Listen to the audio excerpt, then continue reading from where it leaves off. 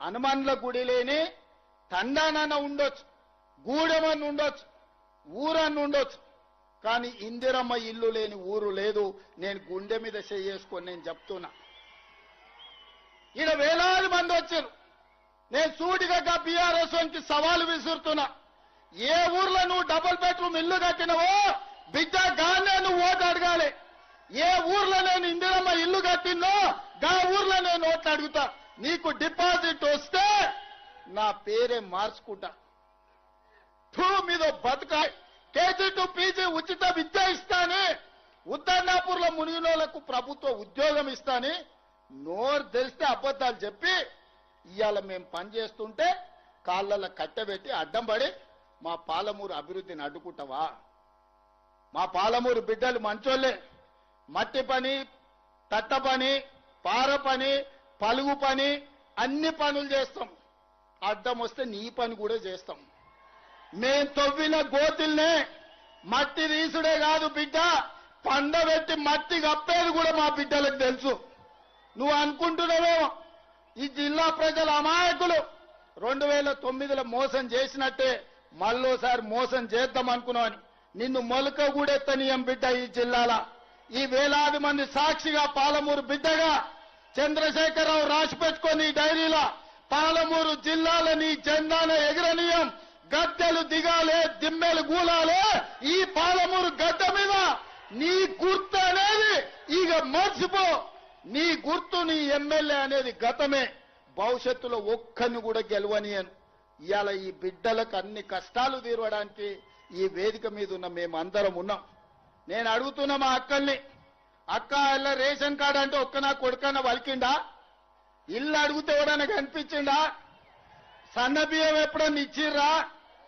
ఉచిత కరెంట్ ఎప్పుడన్నా ఇచ్చిర్రా? ఇంటికి బస్సులలో ఆడబిడ్డలు పోతే ఎప్పుడన్నా వాడు ఉచితంగా ఓ పండుగ పూట నాడు అమ్మగారింటికో లేకపోతే అమ్మవారి దర్శనానికన్నా అన్నారా? జోగులాంబ దర్శనానికి పోతే ఎప్పుడైనా బస్సులో ఉచితంగా పోయినరా? కురుమూర్తి జాతరకి ఎప్పుడైనా పోయినరా? మిడ్జిల్లో ఉన్న హనుమాన్ల దేవాలయానికి ఏమైనా ఊరుకోండి హనుమాన్ల గుడికి పోతే ఎప్పుడైనా ఉచితంగా పోయినరా? మరి ఇవాళ నేను అడుగుతున్నా, రేవంత్ రెడ్డి నువ్వు ముఖ్యమంత్రి ఏం చేసినావని. బిడ్డ రాసుకో. 15 లక్షల రేషన్ కార్డులు ఇచ్చిన పేదోళ్లకు, 4.5 లక్షల ఇందిరమ్మ ఇండ్లు ఇచ్చిన, 50 లక్షల కుటుంబాలకు 200 యూనిట్లు ఉచితంగా విద్యుత్ ఇచ్చిన, 45 లక్షల కుటుంబాలకు 500 రూపాయలకు సిలిండర్ ఇచ్చిన, 10,000 కోట్ల రూపాయలు మా ఆడబిడ్డలు బస్సుల మహాలక్ష్మి పథకం కింద ఉచిత ప్రయాణం చేస్తే 10,000 కోట్ల రూపాయలు మా అక్కలకు, మా చెల్లెళ్ల కోసం ఆర్టీసీకి నేను కట్టిన, 1000 మెగావాట్ల సోలార్ విద్యుత్తు మా ఆడబిడ్డలకు ఇచ్చిన, మా సంఘాలకు పెట్రోల్ బంకులు ఇచ్చిన, మా సంఘాలకు 1000 బస్సులు కొనుక్కునే శక్తిని ఇచ్చిన, బస్సులలో ఉచితం కాదు బస్సు యజమానులను మా ఆడబిడ్డల్ని చేసిన, 67,616 లెక్క కట్టి, నీకు ఒకవేళ లెక్క మీద అనుమానం ఉంటే తారీఖు చెప్పు. ఎల్బీ స్టేడియంలో అసెంబ్లీ ఎదురుగా 67,616 ప్రభుత్వ ఉద్యోగ నియామకాలు చేపట్టి తెలంగాణ నిరుద్యోగ యువకులకు ప్రభుత్వ ఉద్యోగాలు ఇచ్చిన, 25,35,000 రైతులకు 20,616 కోట్ల రూపాయల రైతు రుణమాఫీ చేసిన, రైతు భరోసా కింద 27,000 కోట్ల రూపాయలు రైతుల ఖాతాలో వేసిన, 500 రూపాయల బోనస్ సన్న ఓట్లు పండించిన వాళ్ళకు ఉత్తమ్ కుమార్ రెడ్డి గారు ఇచ్చారు. వ్యవసాయానికే 1,56,000 కోట్ల రూపాయలు ఈ 30 నెలల ఖర్చు పెట్టిన. ఇట్లా నేను చెప్పుకుంటా పోతే చెప్తే రామాయణం రాస్తే భారతం అంత అయితే ఈ 30 నెలల నేను చేసింది. నీ 10 ఏళ్ల పాలన, నా 30 నెలల పాలన, 2.5 ఏళ్ల పాలన ఎప్పుడు చర్చ చేద్దామో చెప్పు. రా అసెంబ్లీకి. నువ్వు శాతనైతే, నీకు పౌరుషం ఉంటే, నీ పేరు చంద్రశేఖరరావు అయితే అసెంబ్లీకి రా. నీ 10 ఏళ్ల పాలన మీద, నా 2.5 ఏళ్ల పరిపాలన మీద చర్చ చేద్దాం. ఓవేళ చర్చలో ఓడితే అక్కడికక్కడ నేను క్షమాపణ చెప్తా. లేకపోతే నోరు మూసుకొని ఆ ఫామ్ హౌస్ లో బోర్ల బొక్కల వండుకొని నిన్ను అడిగినోళ్ళు లేదు, నిన్ను వాటిసుకున్నోళ్ళు లేదు. తాడు బొంగరం లేని వాళ్ళని ఇద్దరిని బిల్లా రంగల్ని ఊరి మీద వదిలేడు. వాని మీద వీని మీద వాడి ఇద్దరికి నమ్మకం లేదు. ఈయన పొద్దుగాల ప్రెస్ పెడితే ఆయన సాయంత్రం ట్విట్టర్లో పెడతాడు. ఈయన సాయంత్రం అది పెడితే ఇంకొక ఆయన గుడికాను బయకాను ఫోటో దిగుతాడు. మీకే పొంతం లేదు. మీరు మా గురించి మాట్లాడేది. ఇవాళ ఆయన ఉత్తమానికి లెటర్ రాసిండు. ఆ లెటర్ చదివితే ఇక నాకు నవ్వాలనో ఏడవాలనో కావాలి. 10 ఏళ్ళు ఏడ్చినావు కాబట్టి ఆ కాళేశ్వరం కూలిపోయి ఈరోజు 1,00,000 కోట్లు గోదావరిలో గడిచిపోయినాయి. మళ్ళా మాకు చదువు చెప్పనికి పోతుండు, సన్నాయి శుద్ధులు చెప్తుండు. నీ అంత సన్నాయితో చదువు చెప్పుకునే దాంట్లో మాకు దాపరిచ్చిందని నేను అడుగుతున్నా.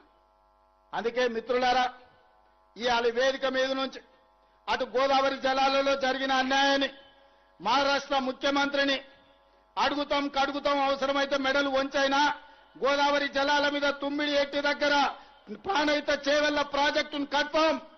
ఖచ్చితంగా భారతీయ జనతా పార్టీ నాయకులు కూడా మీరు అనుకుంటున్నారేమో, తమాషా అనుకుంటున్నారేమో, మిమ్మల్ని ఆదిలాబాద్ మెదక్ అదే విధంగా నిజామాబాద్ కరీంనగర్ లో మీరు ఎంపీలుగా ఉంటాం అనుకుంటున్నారేమో.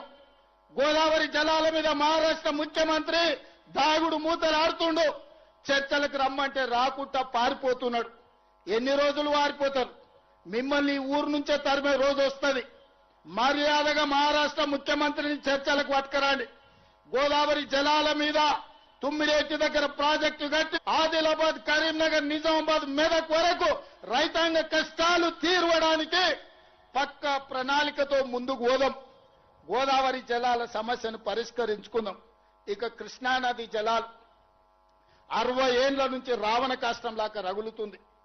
60 ఏండ్ల నుంచి రాయలసీమలతో కొట్లాడాలి, ఆంధ్రలతో కొట్లాడాలి, గుంటూరు గుడివాడతో కొట్లాడాలి. ఈ సమస్యకు శాశ్వత పరిష్కారం వద్దా? పరిష్కారం కావాలంటే చర్చలు చేయాలనా లేదా? ఇవాళ మనం మాట్లాడినప్పుడల్లా చంద్రశేఖరరావు దానికి అడ్డం పడతాడు. తిర్రి మాటలు మాట్లాడతాడు, ఎర్రి మాటలు మాట్లాడతాడు. అట్లెట్లా మాట్లాడతారంట. భగవంతోనైనా పక్క దేశంతోనైనా సమస్యలు ఉన్నప్పుడు చర్చలు చేయకుంటే ఎప్పుడైనా పరిష్కారం అయినాయా? ఆలి పంచాయతీ అయినా పాలి పంచాయతీ అయినా ఓ పెద్ద మనిషిని పెట్టుకొని పంచాయతీ తెంచుకుంటామా లేదా? రైతాంగ సోదరులారా మీరు ఆలోచన చెయ్యండి. ఇవాళ ఎక్కడైనా ఏ సమస్యకైనా చర్చలు లేకుండా పరిష్కారం జరుగుతాయా? పక్క రాష్ట్రంతో నేను చర్చలు చేస్తా అంటే నా మీద బురద జల్లాలనే ప్రయత్నం చేస్తున్నాడు.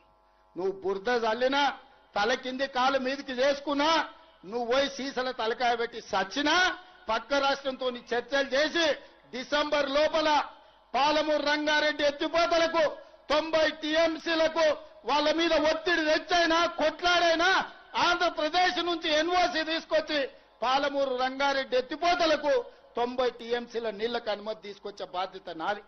అదే విధంగా డిండి ప్రాజెక్టుకు 20 నుంచి 30 టీఎంసీలకు నీళ్లకు అనుమతి తెచ్చే బాధ్యత నాది.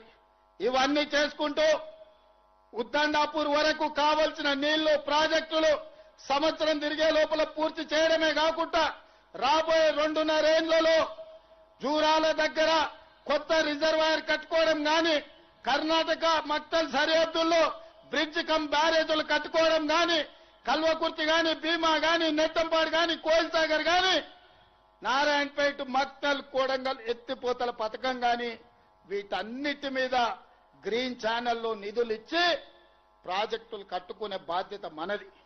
మిత్రులారా, అప్రమత్తంగా ఉండండి. దొంగలు వస్తారు, గోడ సాటును వస్తారు, గూడు పుటాని చేయడానికి వస్తారు. పాలమూరు జిల్లా బిడ్డలు అప్రమత్తంగా ఉండాలి. మన దగ్గర ఉన్న బిడ్డలు కూడా